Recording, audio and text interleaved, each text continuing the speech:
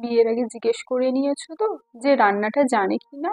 নাহলে দেখবে বিয়ের পর বড্ড অসুবিধা হচ্ছে। শাশুড়ি তখন হেসে বলল, যদি সে বাড়ির অন্যান্য কাজ, রান্না, ঘর গোছানো এগুলো না পারে তাহলে অসুবিধা কোথায় বলো তো? সংসার তো আমার একার না, সংসার তো তারও।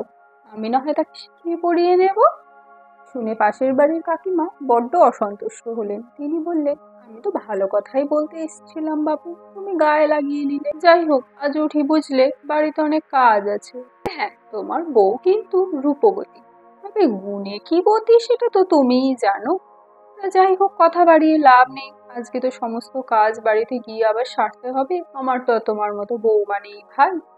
চলি, আবার পরে দেখা হবে। এই বলে তিনি উঠলেন। বিয়ে হয়েছে মাত্র 4 মাস। শাশুড়ি তখন বৌমাকে ডেকে বলল, শোনো বৌমা, তোমাকে একটা কথা বলি। দেখো মা, যে যা বলছে এক কান দিয়ে শুনবে, এক কান দিয়ে বার করে দেবে। যার কথা যত মনে ধরবে কষ্ট কিন্তু তোমার বাড়বে। আর হ্যাঁ, তোমার সুবিধা অসুবিধা যা হবে, যেখানে যা কাজ আটকাবে, যা তুমি পারছো না, তা কিন্তু আমার সাথে আলোচনা করবে। আমি জানি তুমি ওই বাড়িতে কোনো কাজই করে আসোনি। তুমি হয়তো এক গ্লাস জল গড়িয়েও সেখানে খাওনি, তোমার মা বা বাড়ির অন্যান্য লোকজন তোমার হাতে হাতে তা দিয়েছে।